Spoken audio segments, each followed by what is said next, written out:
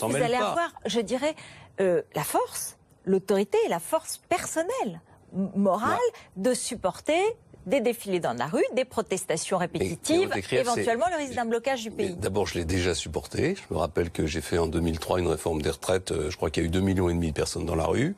Je me souviens que M. Blondel avait appelé à la grève générale. Mais cette réforme, que le Parti Socialiste l'a combattue avec une extrême vigueur, mais cette réforme a été faite. Et elle a été votée. Et les socialistes sont jamais revenus dessus. Et aujourd'hui, personne n'imaginerait qu'on remette les fonctionnaires à une durée de cotisation plus faible que le régime général. Donc d'abord, j'ai une certaine expérience. La deuxième chose, c'est que je pense qu'il y a beaucoup de Français qui attendent des changements. Il y a des Français aujourd'hui qui travaillent 70 heures par semaine, qui n'arrivent même pas à se payer un SMIC. Et ils voient qu'il y a des personnes qui, dans les collectivités locales, travaillent 32 heures et qui expliquent que c'est absolument impossible d'augmenter un peu le temps de travail. Donc je pense qu'il y a beaucoup plus de Français qui attendent ces changements. Puis la dernière chose, c'est qu'il faut toujours revenir à des choses simples. On est aujourd'hui en Europe le pays qui travaille le moins et celui qui dépense le plus d'argent public. Bon, il y a un moment où il y a un effet de ciseau et c'est le risque qui est devant nous, c'est un risque à la grecque, l'espagnol ou au Portugal.